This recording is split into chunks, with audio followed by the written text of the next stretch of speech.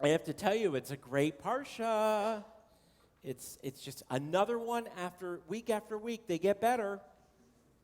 So Vayishlach is, now we're getting into the pre-Joseph stuff. That's going to start next week. So we're in that last series of weird moments and dreams from Jacob, because Joseph's going to have lots and lots of dreams, right? There's Joseph's dreams, and then there's the Pharaoh's dreams, and then Joseph has more dreams, and there are bakers and cupbearers, and you've seen the musical. And next Shabbat, we get to sing from the musical. Just Call Me Donny Osmond. I'm so excited. But I am getting ahead of myself because this week we have to finish up the reconciliation of brothers, of Esau and of Jacob. This is a story about the only identical twins in the Torah. The only ones, Jacob and Esau, who have not seen each other. 20 years has passed since Jacob ran away from home. And, there's a very powerful moment during the reconciliation when, if you remember the story, Jacob is really anxious about seeing his brother, confronting his brother for the first time in 20 years, because he thinks Esau is going to kill him, still over the birthright and over the tricking of Isaac into the prayer and blessing and all of that. So there is this very powerful passage where we learn Jacob is so anxious that he has sort of a panic attack while he's dreaming. We've all had anxiety dreams before. He has a doozy of an anxiety dream. It does not say the word doozy in the Torah, but it was a doozy. And you probably remember the angel confronts him. They wrestle all night long. And because angels are nocturnal, the angel sees the sun rising and says, I got to go. And Jacob says, you can't go until you bless me. P.S., make sure Esau doesn't kill me tomorrow. And angel says, voila, you are no longer Jacob. You will be known as Israel, one who wrestles with God. And off he goes to this confrontation with his brother. And here's the climactic moment. It says, Vayisa Yaakov, looking up, this is after the dream, the sun has risen, he's about to see his brother. Vayisa Yaakov, looking up, Yaakov saw Esau coming, accompanied by 400 men. In biblical Hebrew, 400 men is euphemistic. It means an army. It doesn't just mean 400 adult males, it means an army. He's got the Esau Edomite armed forces walking along with him. This does not go well. Of course, Jacob, this makes him even more scared, as if all of his fears are coming true. So it says he's accompanied by 400 men.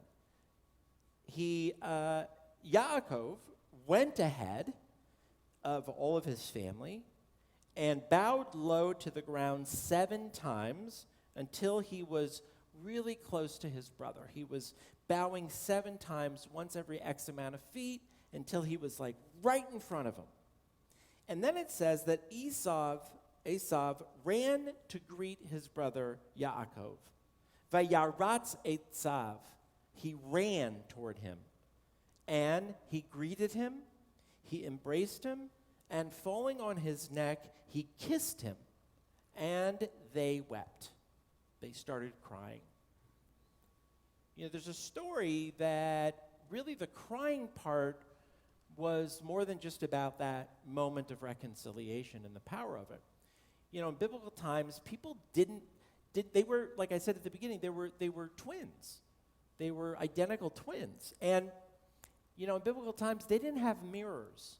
It was a very, very, very expensive thing to polish glass to the point where you would be able to see a reflection. The only reflection that you could probably see was with water, and that's blurry.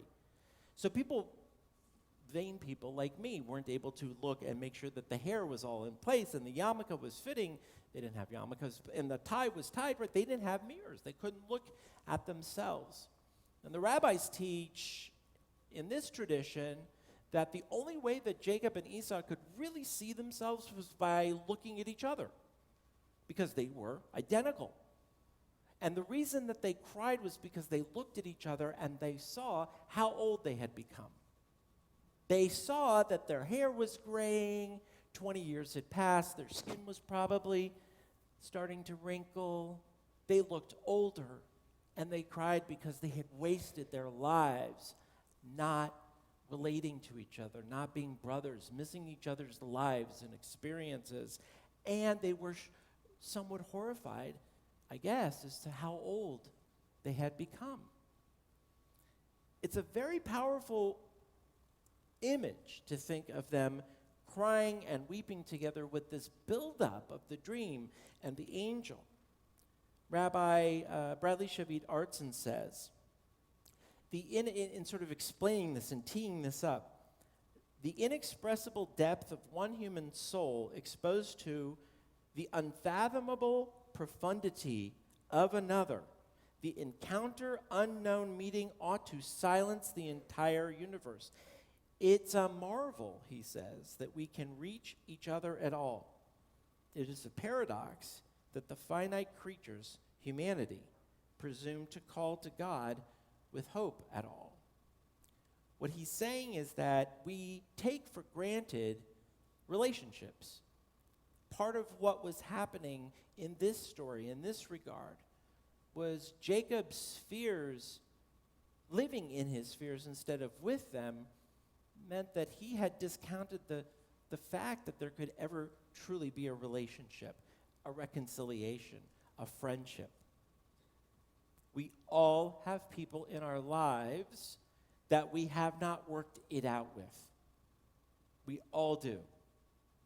And to say that we don't, to say that we get along with everybody, or that we have reconciled with people, or everyone gets along, would be untrue.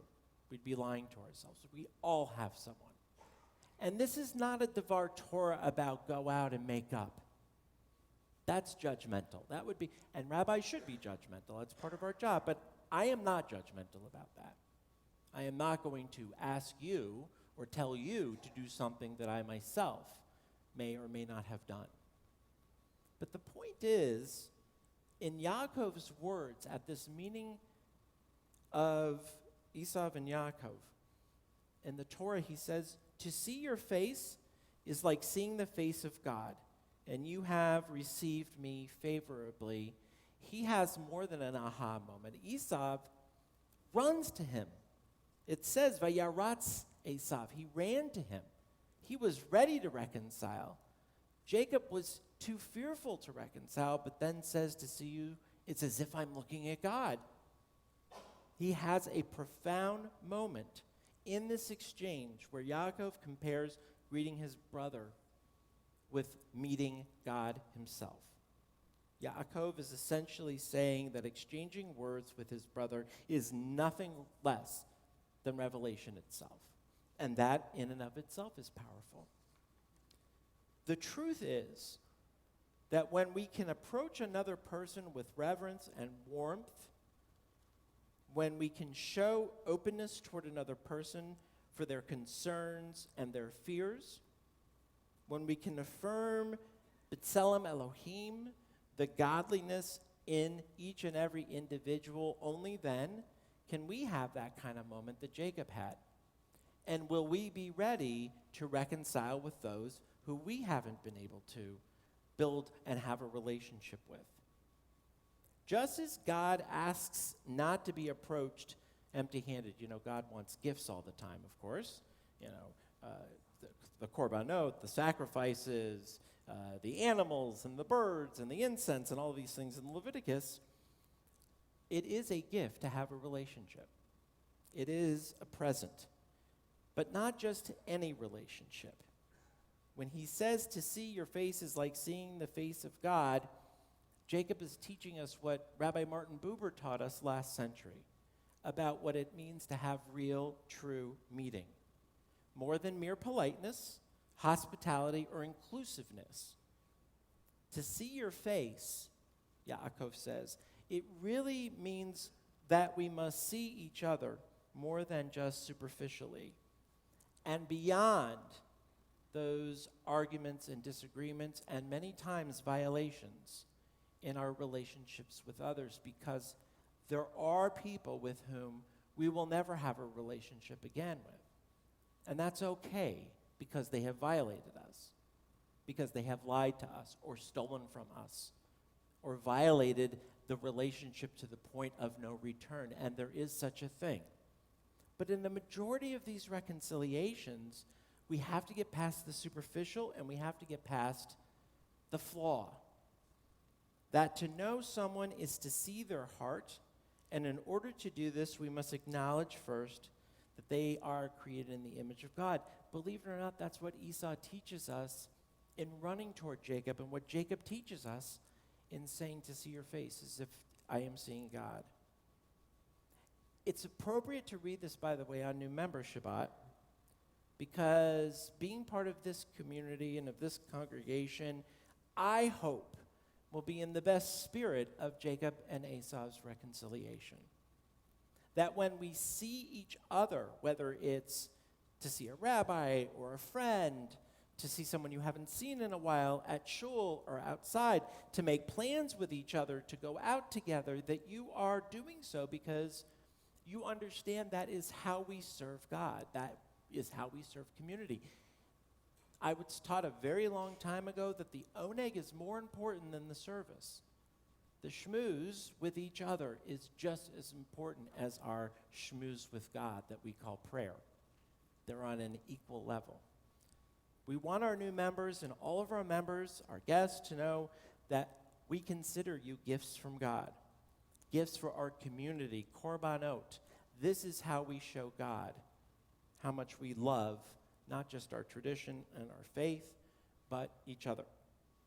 Our loving community prays together and shares in life's journey together and argues and disagrees together. It wouldn't be a Jewish community without that. Struggles together and builds upon our common history and individual skills to make something beautiful. So on this Shabbat, as we consider reconciliation, and we consider broken relationships, and we consider the sadness of those broken relationships, and the possibility of the reconciliation, and the hope that comes with healing and of love, and as we welcome new members in our community, let us, I pray, agree that there is something very profound in our Torah that is eternal. Something that is wonderful and beautiful in this reconciliation. May we be able to see each other as Jacob and Esau see each other in this moment. And may we have the ability to dig deep within our hearts and souls, to when we greet someone, be able to say to them, to see your face is like seeing the face of God. Shabbat Shalom. One of the ways that we